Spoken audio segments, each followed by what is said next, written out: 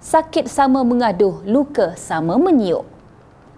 Melayu mudah lupa. Mungkin itu satu ungkapan yang sangat sinonim dengan figura politik yang juga bekas Perdana Menteri Tun Dr. Mahathir Mohamad yang kononnya mendakwa DAP dengan kedudukan 40 kerusi di Parlimen akan menggugat kedudukan Perdana Menteri Datuk Seri Anwar Ibrahim.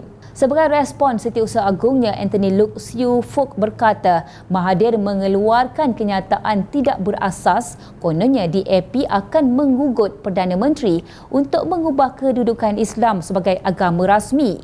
Beliau dengan tegas mengulangi pendirian DAP bahawa semua ahli parlimen parti itu akan mempertahankan perkara asas dalam perlembagaan persekutuan termasuk menghormati kedudukan Islam sebagai agama bagi persekutuan.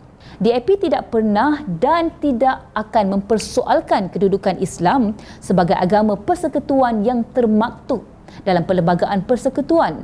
Dakwaan Mahathir adalah satu tindakan yang sangat tidak bertanggungjawab. Saya rasa amat kecewa dengan dakwaan Tun kononnya DAP akan menggugat Perdana Menteri. Apakah beliau sudah lupa bahawa semasa beliau menjadi Perdana Menteri dari Mei 2018 hingga Februari 2020, beliau didokong oleh 42 ahli parlimen DAP? Adakah DAP pernah menarik sokongan daripada beliau atau menggugut kedudukannya? Soalnya dalam satu kenyataan di Petik Harapan Daily. Mahathir mendakwa Anwar yang juga ahli parlimen Tambun terpaksa menurut manifesto DAP supaya parti itu tidak menarik diri daripada kerajaan hari ini. Pengerusi Proklamasi Melayu itu mendakwa DAP mempunyai pengaruh besar dalam pentadbiran Anwar seperti mempergunakan orang Melayu demi kepuasan sendiri. Anthony Loke juga berkata, adakah Tun lupa tentang visinya untuk melahirkan bangsa Malaysia melalui Wawasan 2020 dan mengapa hari ini beliau sanggup mengambil satu pendirian yang begitu bermusuhan dengan masyarakat berbilang kaum di Malaysia?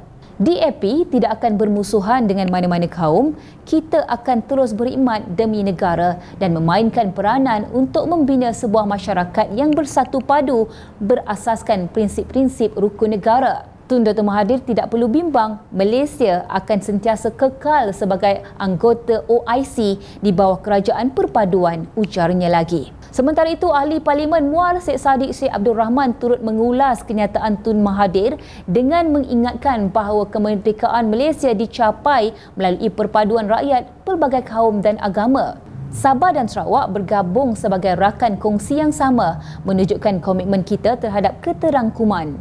Hari ini, rakyat Malaysia mengutamakan identiti nasional bersama mereka dari mana-mana etnik atau tanah air nenek moyang. Rakyat Malaysia yang lahir hari ini bangga dipanggil rakyat Malaysia, bukan India atau China. Kesetiaan kami terletak pada Malaysia, bukti kekuatan kami dalam perpaduan, katanya dalam kenyataan di Petik Malaysia Kini. Benar, dakwaan Dr. Mahathir Mohamad bahawa tindakan mempromosi negara berbilang bangsa adalah bertentangan dengan perlembagaan persekutuan adalah sangat danggal dan perlu disangkal. Tun Mahathir turut mendakwa Anwar Ibrahim terpaksa menuruti manifesto DAP untuk menjadikan negara ini berbilang kaum dan tanpa agama rasmi kerana parti komponen Pakatan Harapan PH itu mempunyai 40 kerusi parlimen, juga sesuatu yang amat mengecewakan kerana ianya keluar dari mulut seorang negarawan. Kenyataan Tun Dr. Mahathir sangat tidak berasas dan adalah perlu ditegaskan